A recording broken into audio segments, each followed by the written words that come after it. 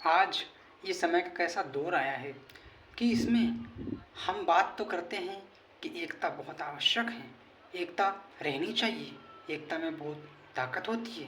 ये कहने में तो ये शब्द बहुत अच्छे लगते हैं, परंतु ज़मीनी स्तर पर हम देखते हैं कि एकता कहाँ बची है। एकता की धज्जियाँ उड़ रही है।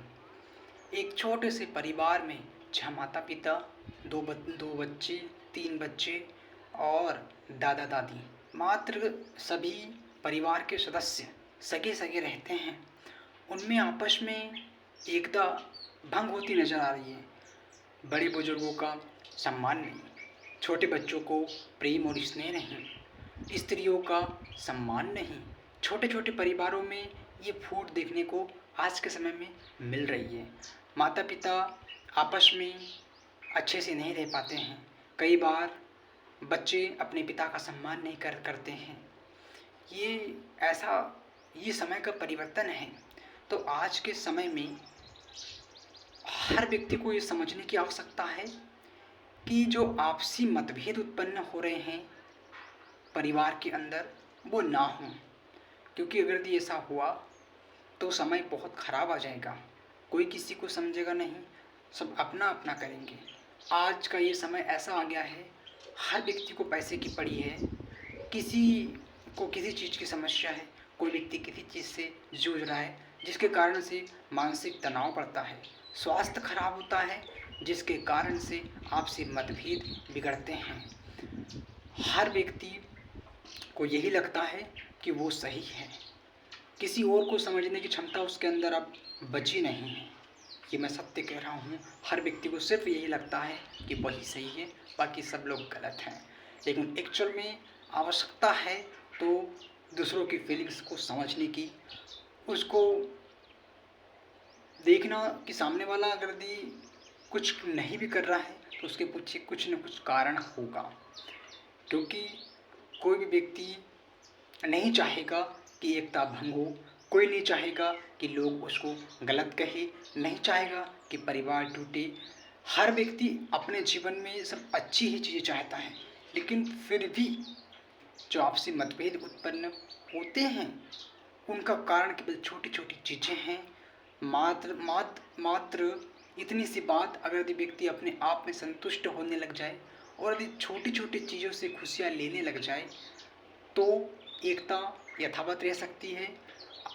परस्पर जो मतभेद है वो ख़त्म हो सकता है और सहयोग की भावना बढ़ेगी। इसके लिए जो व्यक्ति इस वीडियो को देखे वो सिर्फ यह समझे कि हमें अपने आप को सुधारना है, हमारी कमियों को दूर करना है। कमियां केवल हमारे अंदर होती है, किसी और के अंदर कमियां कभी नहीं होती। यदि हम सभी लोग सिर्फ इसी विचार पर विचार करते रहें कि हमारे अंदर जो कमियां हैं, जो खामियां हैं, वो हम सुधारें, हम दूसरों को समझें, उनका सहयोग करें और अपने मन को स्थिर रखें और खुश रखने का प्रयास करें। किसी और के ऊपर गुस्सा करना या किसी औरों से अधिक काम की अपेक्षा करना या किसी भी प्रकार की आशा करना व्यर्थ है आज के समय में, क्योंकि समय का परिवर्तन ही है। तो समय का परिवर्तन के अनुसार हमें ही अपने आप को चेंज करने की आवश्यकता है। कोई और उसे चेंज कब करेगा नहीं करेगा वो उसकी खुद की समस्या है, परंतु सबसे पहला काम यही है कि हम अपने आप को समझें और हम अपने आप को सुधारें, तो परिवर्तन धीरे धीरे करके ऑटोमेटिकली आने लग जाएगा। ठीक है, तो आवश्यकता है आज के समय में छोटे छोटे परिवारों को टूटने से बचाने की, क्योंकि देखने को तो ऐसा लगता है कि परिवार एकजुट हैं, लेकिन अंदर से पता चलता है कि उनमें कितना मतभेद है, उनके अंदर कितनी गुस्साएँ हैं दूसरों के प्रति, किसी पर किसी को विश्वास नहीं। हर व्यक्ति अपने आप में ही एक तरह से युद्ध कर रहा है, एक तरह से जूझ रहा है, लड़ रहा है और उसे लग रहा है कि वो अकेला और निसहाय है और उसकी मदद करने वाला और उसको समझने वाला कोई नहीं है, परंतु ऐसा नहीं है। सबको समझने की आवश्यकता है। तो पहले मुझे चाहिए कि मैं अपने आप को सुधारूं।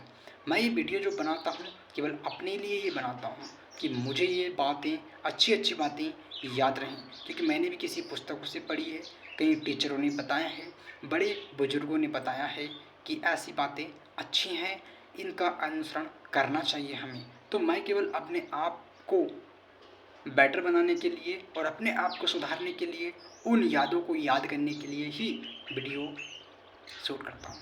इसके अतिरिक्त मेरा कोई उद्देश्य नहीं है। तो जो भी देखें वो व्यक्ति यदि शब्दों को समझने की समझ रखता हो तो मेरी वीडियो को लाइक करें, और ना करें तो ना करें, परंतु इतना अवश्य करें कि अच्छी बातों का प्रचार अत्यंत आवश्यक है।